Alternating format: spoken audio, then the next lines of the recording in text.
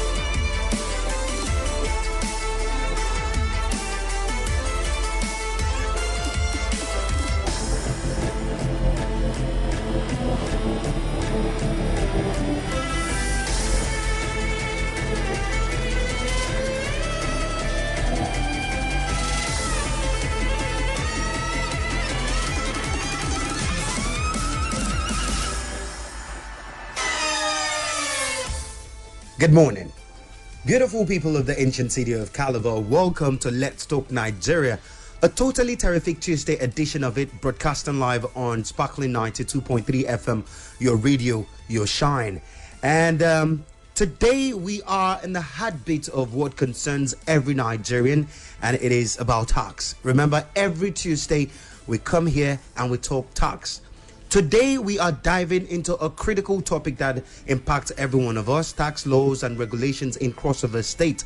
Specifically, we will break down the Presumptive Tax Law No. 8 of 2023. We will ask what it means, why it exists, and how it affects citizens and businesses alike. We will uncover the objective of this tax law, including why the government is imposing a presumptive tax, the scope of the law, who it applies to, and where it will be implemented in crossover state, how it will be implemented, and most importantly, how it affects you as residents, entrepreneurs, or business owners in crossover state. To guide us through the complexity of this very but vital conversation, we will be joined here by distinguished discussant. First, we have Barrister William Itorok. He is a respected voice in legal and economic advocacy, and also Mr. Kingsley Eworo, a tax expert with years of experience navigating crossovers financial regulation. This is a discussion for you, and you cannot afford to miss out. So get ready, call in with your questions and contribution as we unpack the details of these laws and the implications for crossover state.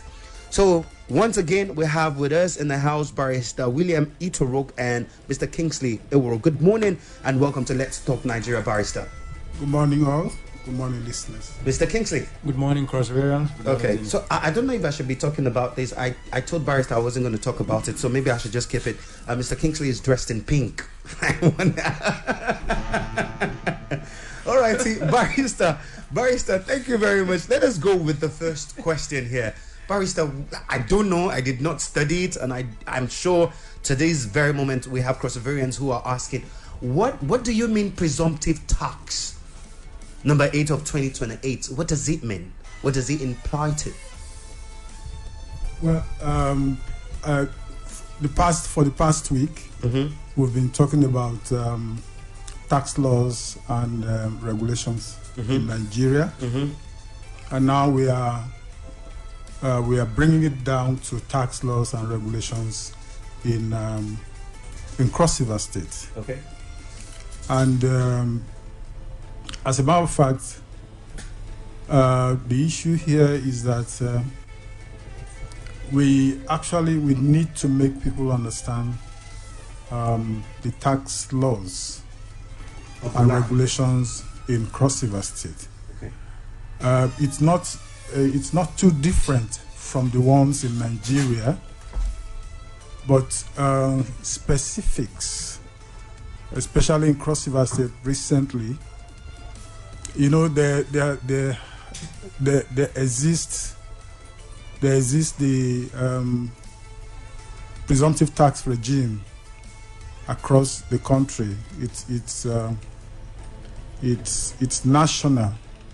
It's national, but it needed domestication and adaptation to the various states, and not all states have adapted to it, and not all states have domesticated it. The presumptive tax law. So in the year 2023, specifically by December 2023, the House of Assembly of Cross River State decided to domesticate and legislate on domestication of the presumptive tax law number 8 of 2023.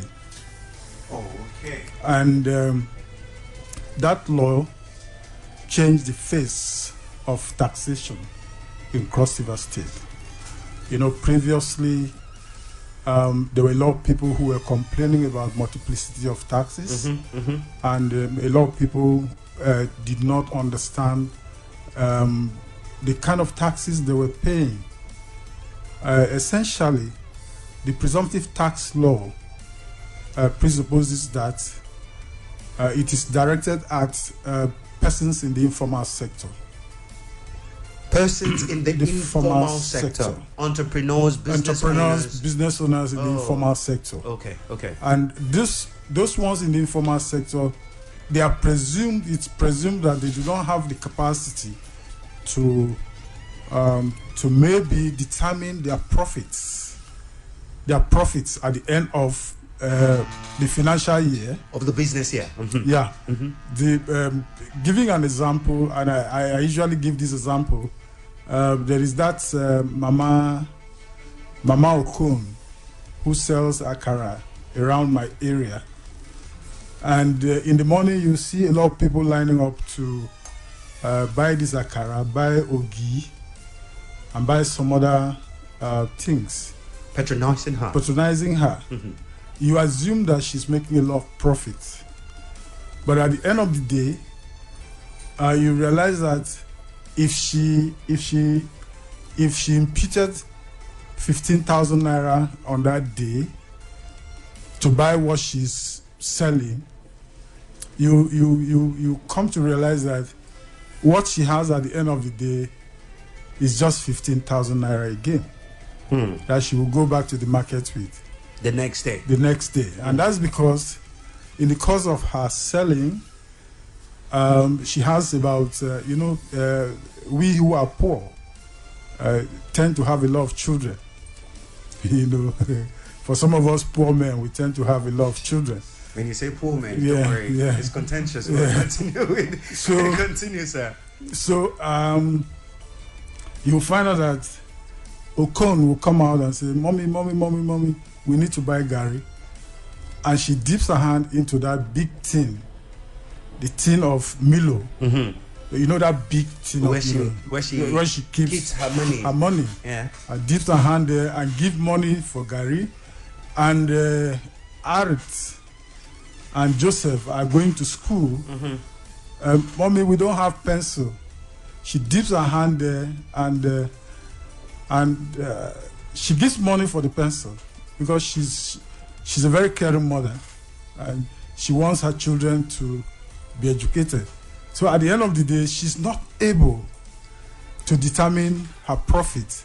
Not necessarily because she's not able to determine her profit, but because she doesn't have the capacity for effective bookkeeping. And so at the end of the day, when you tell her to pay taxes on her profit, she's not able to know what her profits are. And it ends up to be that she might be thinking that she's paying for what she's not supposed to pay.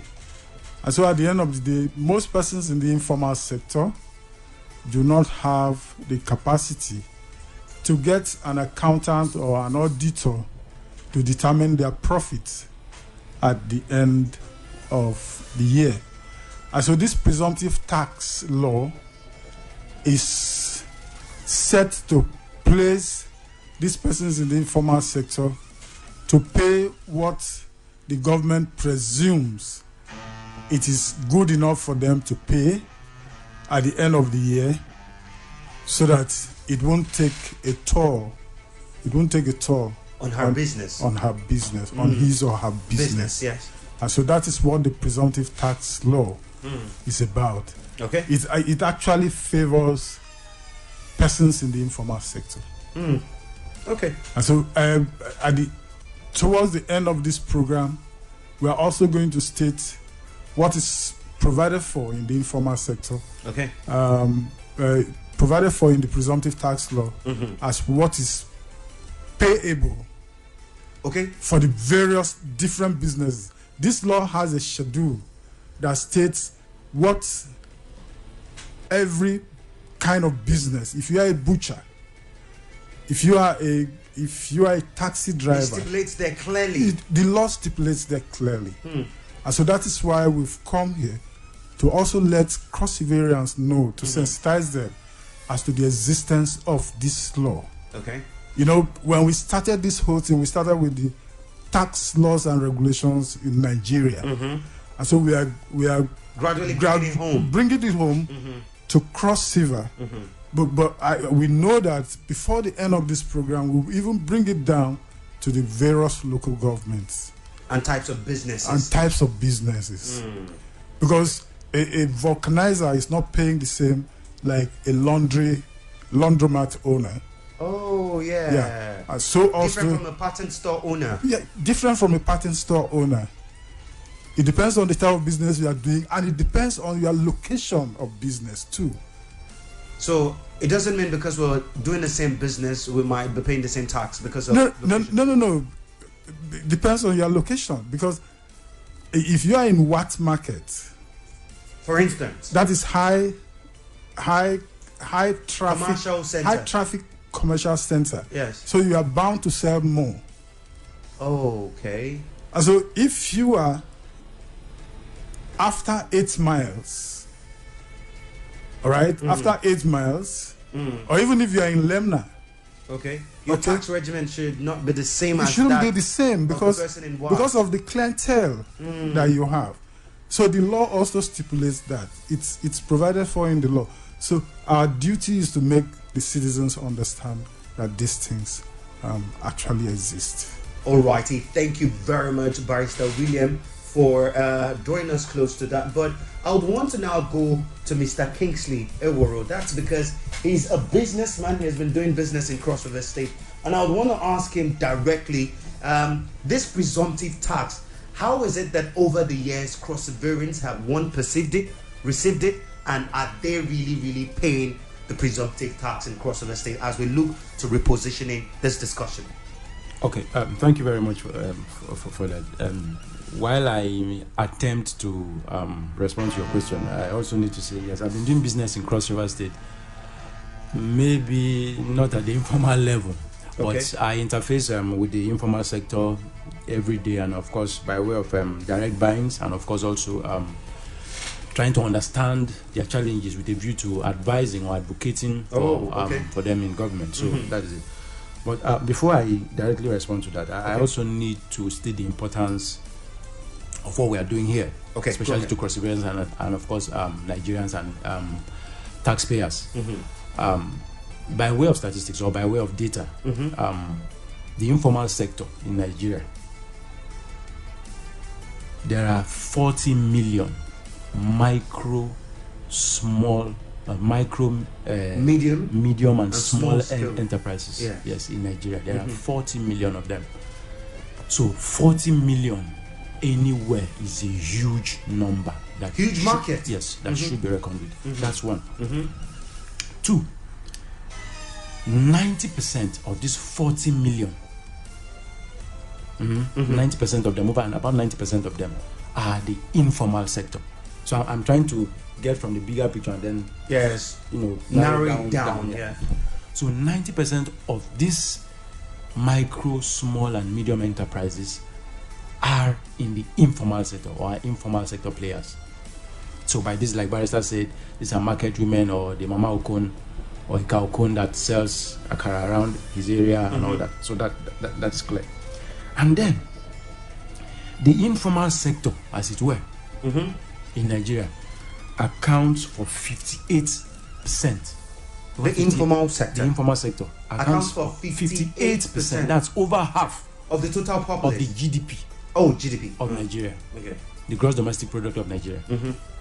So by implication, I'm taking it home to Cross River now. Nigeria and Cross River being a subset of Nigeria means that the informal sector in Cross River State, by deductive reasoning now, the informal sector in Cross River State accounts for 58% of our GDP. Yes, in Cross River State. Okay. So that's more than half of the GDP of the state.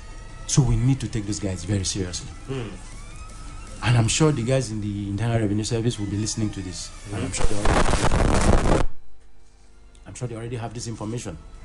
So that's a sector that needs to be taken very seriously, the informal sector. Okay. So this being said, back to your question about businesses, compliance. Yes, compliance. This presumptive tax came in. I think we started advocating for this presumptive tax some 8 years ago.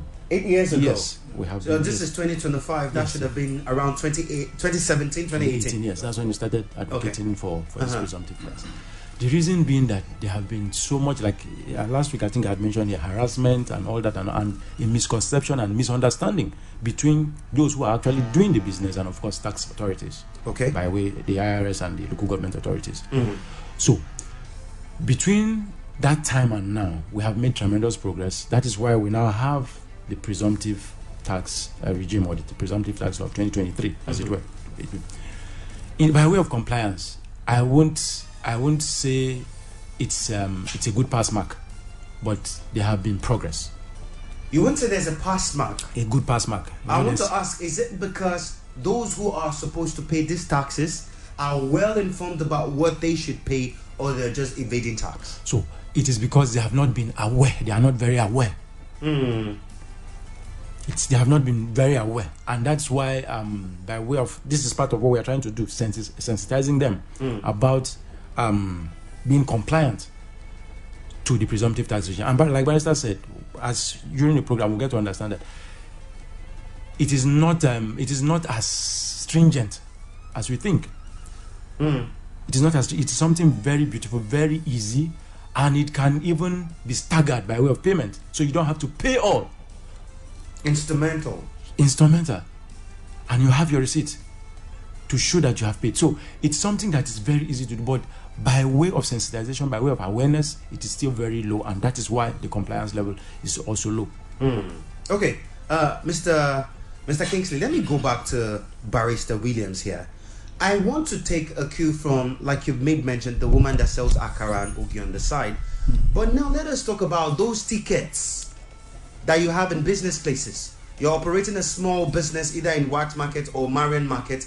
The local government comes to you, the state government comes to you, other bodies come to you, and they cut a ticket for you, and they say, okay, so for doing business today, this is the amount you get to pay. Is that part of the tax that needs to be paid, or these are just levies? Well, there are fees, there are levies, and there are taxes. There are taxes. There are charges. Oh, okay. Fees, levies, and charges. Okay. All of these constitute the tax. You go to Wax Market, and you see parking, 100 naira. Yes. You are charged for parking. Okay. At that position, that location. At that position, at that time. Okay. Now, your taxes are based on the profits that you make. Now clear. From your business. Now clear. That is your taxes are based on your profit. On your profits. it's not based on your capital. Okay. No, I get it. It's based on your profit. That's why, like I said earlier, the location also determines the kind of profit you make. And so at the end of the day, now let me give you a typical example. Go ahead, sir. If you go to white market, Yes. somebody owns the shop, a shop, a lock-up shop, and then you see somebody outside of the shop. There is a space given to somebody who is selling used clothes. Yeah, thrift or recharge card or whatever. Yes. You won't believe it, that the person who owns the shop makes less profit than the person who is selling those used clothes. Yes. Outside his own locked shop. His own locked shop. Because of accessibility, is that? Accessibility and the fact that, do you know why most traders prefer standing by the roadside to sell? Because for some of us, when we are driving, it's easier to quickly stop and pick something from them. Yeah. Give me handkerchief. You know, those kind of things. So you see those people by the roadside. Yes. And so you come to realize that the person who is doing those hitting a bell, buy 200 naira, thief 2. You know? Yeah. Yeah. So they buy one, get 2 free. No be 2 free. Buy 3. I know, so you go thief 2. So at the end of it, you've been going to the market. Yeah. No. Especially in the evening. Oh, how do you know this much then? Yeah. You've not been going to the market. You know, when you want to buy cheap fish, you go in the evening. You go in the evening. Okay. You talk about us, the poor people. Continue. So you find out that people make more profit. And so that is why the compliance is low. Do you understand? Yes, I do. Now, you see, those tickets, the local government sit back, and our next step, our actions, our advocacy does not end. Through the radio, we are sensitizing. Yes. We have advocacy parts of our program. Okay. In the Fair for All Tax Justice program. Okay. We have our advocacy. So our next step is to take our advocacy to local governments in the Southern Senatorial District, and the Central Senatorial District, as well as the Northern Senatorial District. Okay. We are not doing these things only in Calabar. We are doing it through the radio because the radio have a far reach. The radio has a far reach, and we are also trying as much as possible to move to the people where the reach is not that much through advocacy to the local government. But coming back to your questions, those tickets that are given, most of them are arbitrary. When you say arbitrary, please make it plain for someone who doesn't understand. Listen, most of those tickets are used for political settlements. We are very bold to say it, and because we know that at the end of the day, most times people are elected, they use those revenue points, they call it revenue points, to settle political apologists. And so at the end of the day, you will see by Northwest, you shouldn't be shocked that you see somebody who is collecting, who is also giving tickets to motorbikes and tricycles. You know, they say it's local government, and it is given to somebody to collect and pay for the local government. For the local government. Yeah, for the local government. But most do not get to the local government, because if this money gets to the local government, we won't be having problems in infrastructural development. in our various local government. So some of these tickets are arbitrary.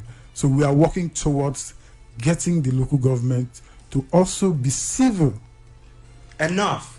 To be civil to business owners, to the informal sector especially, to the woman who goes to a farm and collects water leaf from the woman who plants. Most of them collect it on credit. And then come to the market. And they come to the market to sell. Because the woman who is planting it, who is sitting on the stool, planting it with umbrella, you see that head umbrella, yes. Yeah. We see them. And so she won't be able to move to the market. So the off-taker most times comes and collects on credit. And then she's trying to sell it. And one jobless young man comes in and says, ticket, buy. He throws it into the tray. And the woman says, I've not sold. You collect the tray and dump the thing into the gutter. Where is she going to sell and pay the money that you need to? Now that you have collected her source of livelihood. And she has not paid the person she got it from. Double debt. So it's most time traumatic. Okay. So we are saying that most of these tickets are arbitrary. So we are speaking with the various local government executive and the agencies. So please be civil in the collection of this. In the collection of these charges and levies. Okay. You know, you see somebody coming to give you a ticket and say environment. Another person comes and says sanitation. What's the difference between sanitation and environment? Totally understandable. Barrister. All righty, cross variants. We'll go on a very short commercial break. But when we return, I would want to return to Mr. Kingsley as we're breaking down the presumptive tax number 8 of 2023. That means there's 1, 2, 3, 4, 5, 6, 7. Now we are in the 8th one. When we return, we'll get to talk about it. And then I know the big question you will ask is, why should I pay these taxes? Yes, because we've not seen the dividends of all the taxes we've been paying. Mr. Kingsley and Barrister Williams will give you reasons you should pay all of this. We'll be right back. It is still Let's Talk Nigeria, and today we're talking tax and taxation. We'll be right back.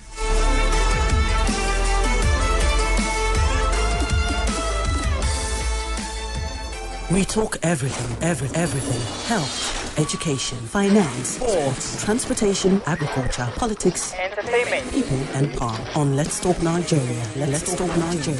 Every day of the week from 9 a.m. to 10 a.m. Only on Sparkling 92.3 FM Calabar. Your radio, your shine.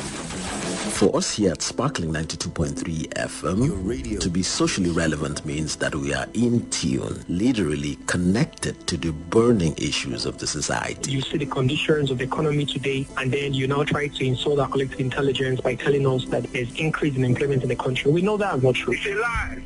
That is fallacy. People actually tune onto our podcast every day, not just to be informed, educated, or entertained by us. Talk to me. Now hungry, they catch me. Hey, hunger they catch you. You don't drink water. I don't drink. I drink Gary. No way. No very good. But also to be the agency that facilitates real change in the society. I beg, I take God pay you. Tell my governor to pay us salary, minimum wage. I beg. Okay. Yes, sir. That's a responsibility that we recognize and take seriously. On Sparkling 92.3 FM, your radio. From the first beat to the latest hit, we'll brighten your day one song at a time on Sparkling 92.3 FM. Your radio, your shine. This is a replay of Let's Talk Nigeria on Sparkling 92.3 FM Calabar, making Nigeria better, one conversation at a time. We talk everything. Health, education, finance, sports, transportation, agriculture, politics, entertainment, people and power. On Let's Talk Nigeria. Let's Talk Nigeria. Every day of the week from 9 a.m. to 10 a.m. Only on Sparkling 92.3 FM Calabar. Your radio, your shine.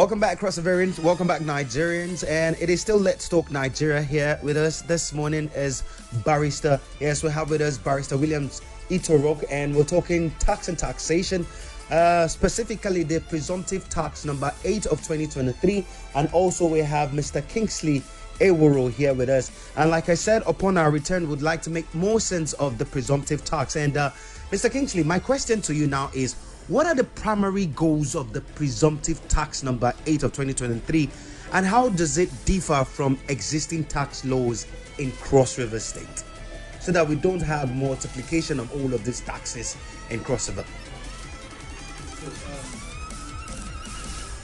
Directly, I'll say number one, it seeks to simplify tax compliance. Oh, that's it. It seeks to simplify tax compliance. Okay. And as we proceed in the program, we'll get to break that down. It also seeks to increase revenue for public service.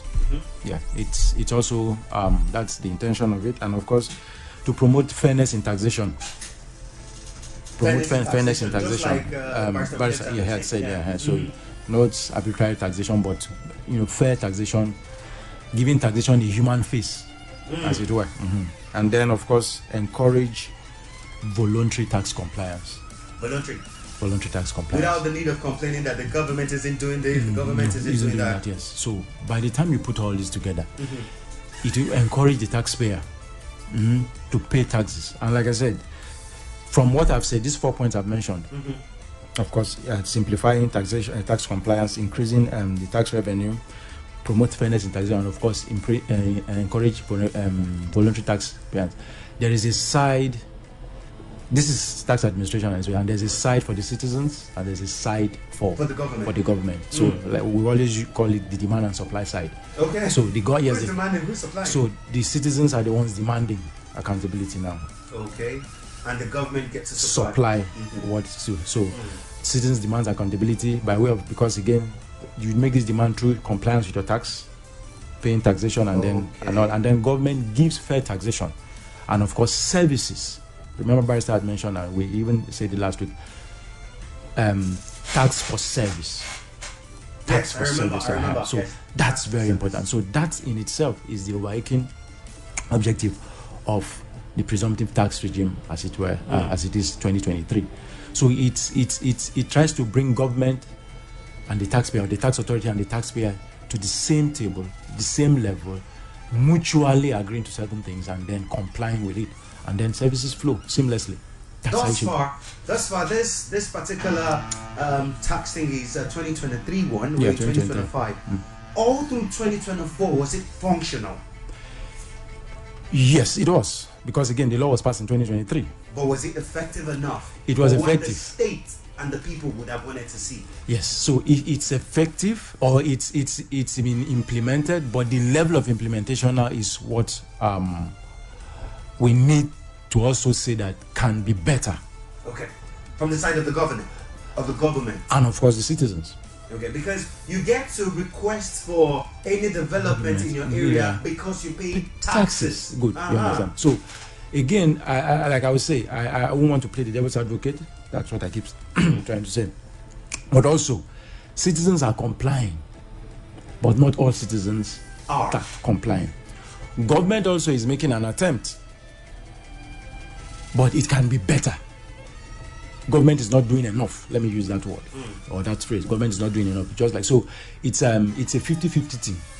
It's a 50-50 thing. The ways, so by way of compliance from both government and citizens, there is still enough to be done. There is still room for improvement, if I use that word. That phrase, like we usually say, hey, okay, you have done well, but there's still room for improvement from both sectors of the divide. Okay, Mr. Kingsley, let me put this across to you, right? As a business owner, over the years, I've not paid taxes. I didn't know I was going to pay taxes, or those particular taxes, and eventually the government now comes to me, tells me, Sinu Williams, you are owing A, B, C, D, E from this time under review.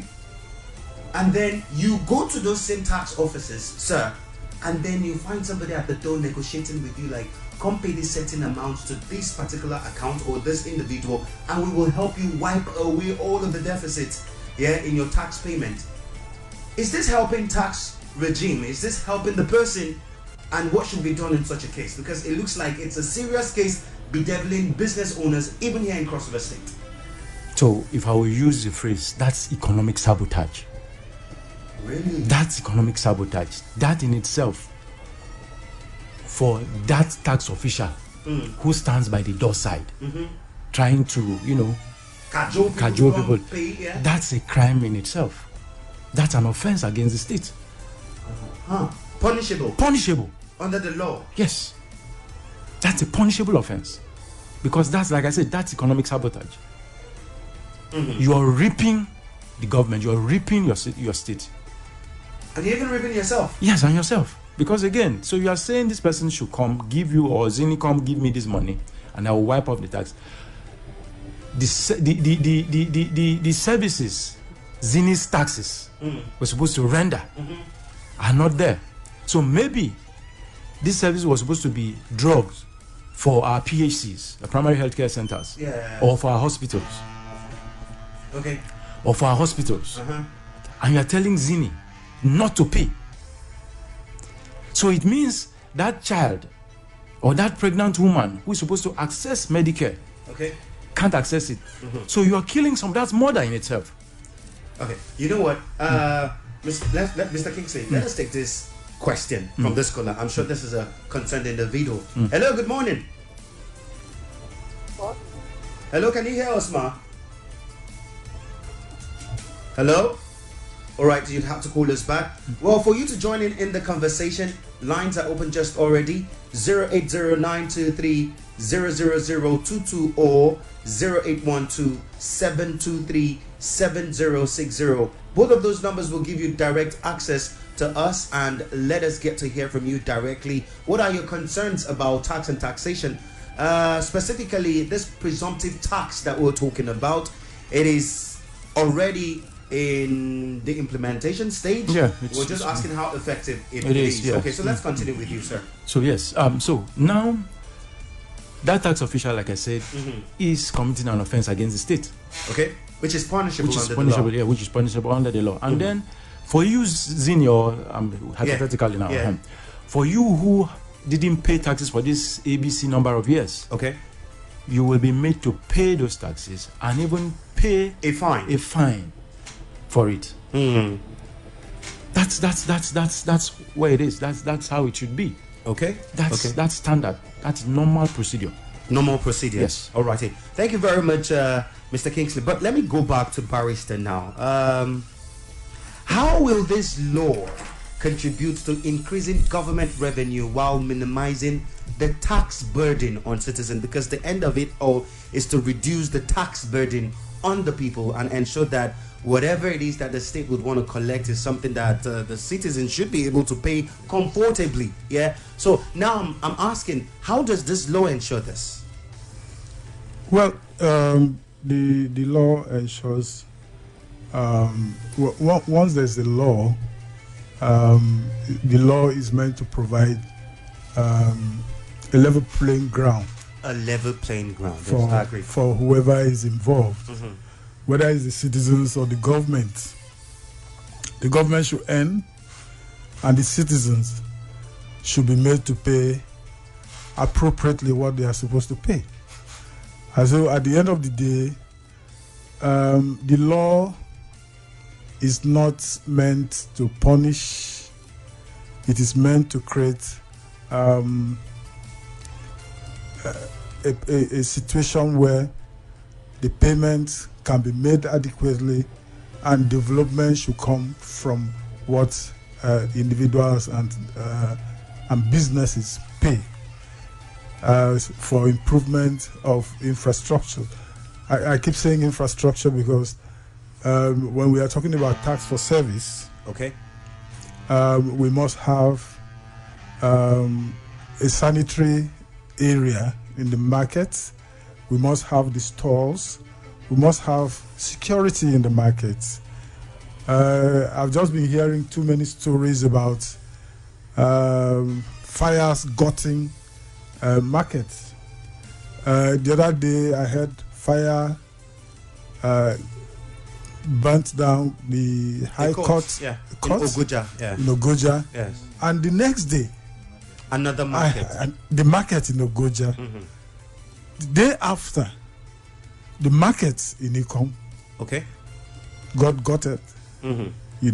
So what are we talking about? So if we are paying taxes, imagine that people pay tax and there is no fire and rescue services in Ogoja. Like there wasn't on that day. There wasn't. And so this is supposed to be provided for by taxpayers. With taxpayers' money. Yeah. So you see, so some of these things that we talk about here. So those services might not be in place because we have not been paying our tax well enough to get that well in enough place. to get those things. And now we keep blaming governments for some of these things. But we are also saying that while the government is also getting these taxes, they should try as much as possible to make provisions for these essential services that should exist. Okay. I mean, it's a town like Ogoja has no fire service. That is functional. But if you go to Ogoja now, you see a fire service station that has no vehicle. You understand? Because that's a town that must have these services existing. So it implies that the people in Ogoja are not paying well enough to foster by implication. That's what it means. By implication. But it have been a negligence from the government. It's negligence from the government. So both ways. Both ways. And so while we are also saying people should pay these taxes, we are also telling government to respond to the citizens by doing the needful. Yeah. So you create the security, you create the functional infrastructure. You go to the market. You don't have running taps. I mean, you don't have functional bathrooms where people can ease themselves, conveniences. And so you see all those kind of things. And the market is a place where people crowd. And when you have a place where people crowd, you must provide these things. We've gone to other cities across the world. Okay. You go. There are some cities you go to. You enter a market, you don't realize it's a market, but it's actually like a mall. Yeah, it's built like a mall. Yes. And I've seen a couple of them. You go to those places. We could have those things. When I was younger, that was when Tejuosho Market was being built. Okay, Tejuosho in Lagos. Yeah. Okay. Barrister, please let us quickly take this call, though. Okay. We'll return to you. Hello, good morning. Oh, okay, network is a thing this morning. But anyways, like we said, our lines are now active for you to call and ask your questions or pitch your voice on what we're discussing this morning. 08092300022 or 0812-723-7060. Continue, Barrister. Yeah. So when that place was being built, we were just looking at it as if it's a residential area. But it turns out that Tejuosho Market was actually a market. A commercial hub. Yeah, a commercial hub. But when you go there now, it's different from what it used to be, because most of the persons who own shops there do not want to trade inside the shop. Yeah, they rather come outside or have an extension of their shops outside. But that doesn't matter. The fact is, if we must provide this infrastructure for our people and taxes are paid, government should also try as much as possible to provide them. You remember, if you were in Calabar some years back, we had some friends who visited from. Okay, all right, just pardon me. Yeah. Hello, good morning. Good morning, sir. Yes, please turn down the volume on your radio set because we're getting a hold back here. It's not good for listening. Can you hear? Sir. I'm grateful for the program this morning. Okay, let us hear from you. Your name and where you're calling us from, please. I'm Wisdom. Okay, Wisdom. Where are you calling from? Atimbo. From Atimbo. Go ahead, Wisdom. I'm investing for this program. Okay. Automatically, it's necessary for a business owner to pay tax. Hello? Yes, I can hear you. Just continue. It's because you're very close to your radio. My question to you this morning, from days back, from a certain group of people who came to my shop for tax. I want to ask considering that persons with disability also involved for paying tax, even people on wheelchairs or persons with physical challenge can also pay tax. Okay. Because of the holdback that we're still getting from you, we just had to end the call board. The main question we had, people living with disabilities, should they be paying tax? Let us take this other caller as well. Hello, good morning. Good morning, Sydney. How are you? Very great, sir. Nice to have you with us this morning. Your name and where you're calling us from, please. Okay, my name is Nature, calling from Nawa, Friends Club. Did you say Nature? I really want to. Yes, Nature. Calling from Nawa Friends Club. All right, so go ahead, Nature. Let us hear. I'm calling to commend Barrister William Itorok and Kingsley Eworo for a job well done. Okay. I pray this advocacy continues and to educate perseverance on the importance of paying tax and demanding for it to be used justly by the government side. I really commend you for the program, and I pray for the sustenance of this program so that we get to know what to do and how to go about it. Okay. Thank you very much. Well, it's commendable work what you're doing. People are beginning to call in to commend you. But first, let us clarify. This is non-governmental. Your advocacy. Yeah. It's non-governmental. It's non-governmental. Okay. So that it doesn't look like the government sent you here to come cajole people to pay taxes. Okay. So now, big question, like you earlier mentioned, we want to know the categories. You said someone who lives here might not be paying the same tax as the other person in that other market. But let us hear from Ma Obio because she's been trying to call us. Hello, good morning, Ma. Good morning, radio presenter. Good morning to you, Ma. Nice to have you here with us. Good morning and Happy New Year. Happy New Year. Ma, what's your concern this morning? Please, my concern is I'm making a mistake. I'm looking for someone to give me the breakfast this morning. Okay, madam, no problem. We'll reach out to you, Ma Obio. We will reach out to you, but this is Let's Talk Nigeria, and we're talking tax and taxation, and that was a form of it. Anyways, though, the categories, Barrister, you said you were going to break it down for us. Let us understand why there might be this disparity. See, let me say this. The objective of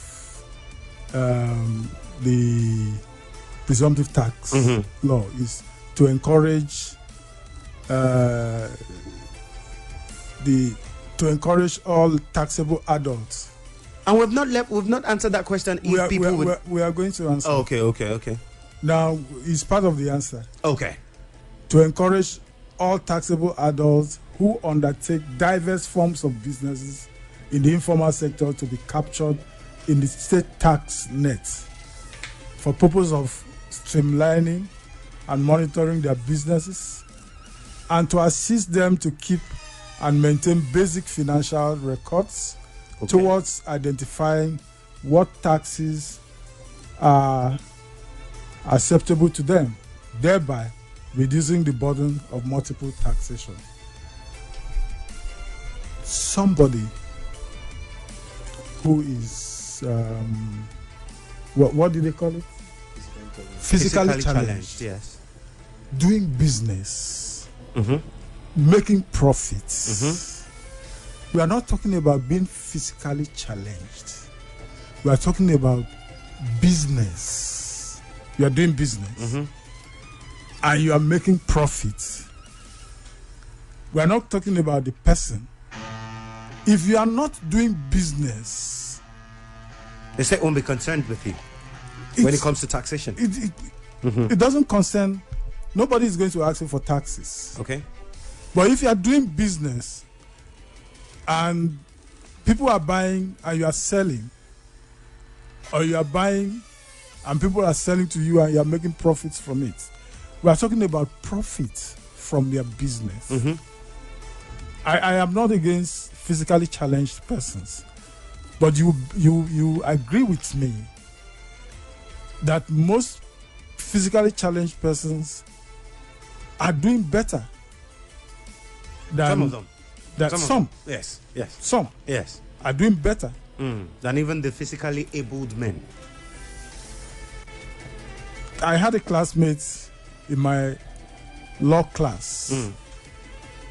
I think very soon Chike will soon be a son. He's blind. Wow.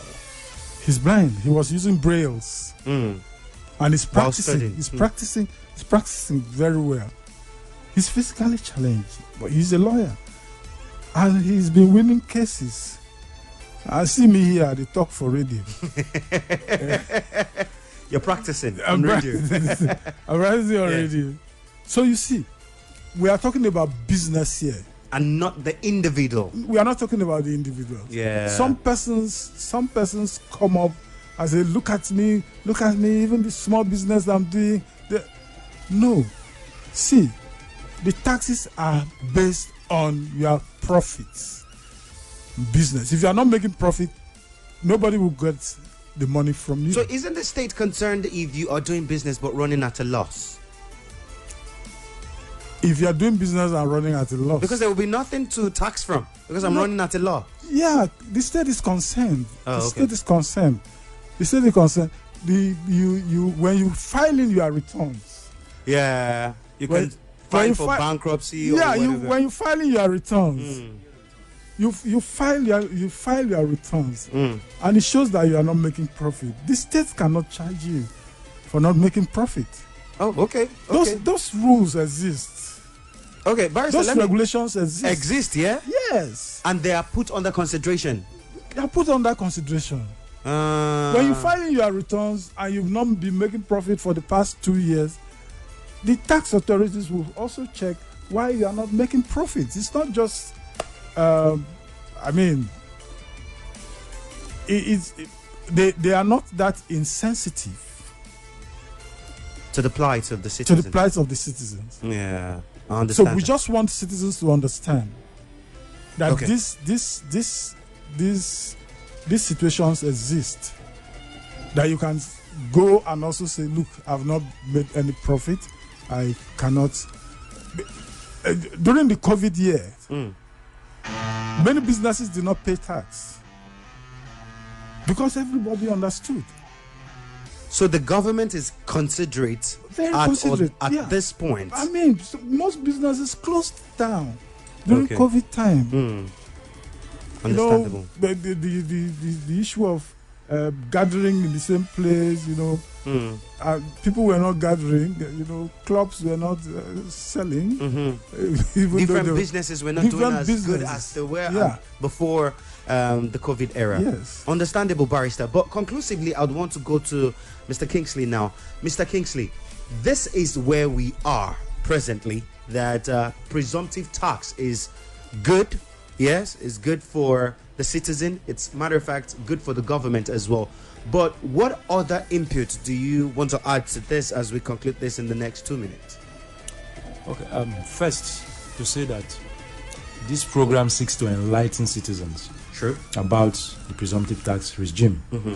So by way of that, I will say the presumptive tax law is out there. It's in the Internal Revenue website. And that website is active. So once you go there, you will get a soft copy, as a matter of fact, of the presumptive tax law that states everything that we are saying here. Okay. We are only trying to amplify that law. Yeah. So citizens can access that law. And Barrister said something when we were starting, to even state how much or whatever. It's all stated in that law. Okay. It is there. It is out there. Yes. You can go to that website and find it. And find it, yes. The presumptive tax law. What is payable by you because of the category of your business? Yes, it is there. Oh, yes. And I like what this advocacy is doing. IRS, you said? Yes, IRS. I can say that. Okay. I'm not a government person, just for the record. We understand. And we are not here to advocate for government, but we are civil society organizers, and the role of civil society is to be a bridge between government and citizens. So we are sharing information both to government and to the people. Okay. Now, to the people in the sense that we know government, we have government information, we are giving it to the people. To the people, true. To the government, because we know the people, we interface with them, we know their challenges, so we are giving this to the government. So we are a go-between. Yes. Between them. So that's it. So the IRS website is CRIRS.com. .ng. Not .com. Listen to that again. CRIRS.ng.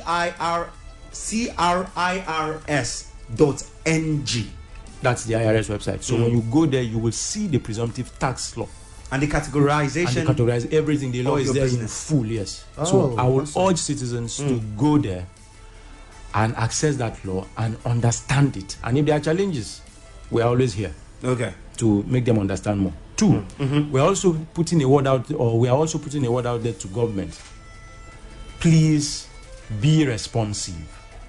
When citizens pay their taxes, please let them enjoy the benefit of the taxes by giving them the services for which they pay taxes for. Especially, like we say, the informal sector, they are in the market.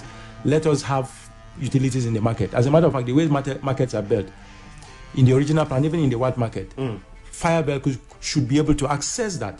But over time... Pass through the aisle. Yes. Because in white market, I'm not sure you can, humans, but three of us can't pass at the same time. Beautiful. But in the original plan of that market, there's an aisle that a fire truck can enter. Should be able to pass through the aisles. Yes. But you see, people have, and it is because government is not responsive, and people are, everybody is a free for all. Yes. So government needs to also be responsive in this regard. Okay.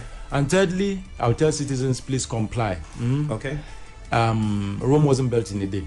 Over time, we will get what we want. All righty. Thank you very much, Barrister William Itorok, and also Mr. Kingsley Eworo, for coming here this morning, and you drew us close to tax and the need for us to pay taxes. Thank you very much. Cross the variants you've heard, CRIRS. That's the website for you, .ng, not .com.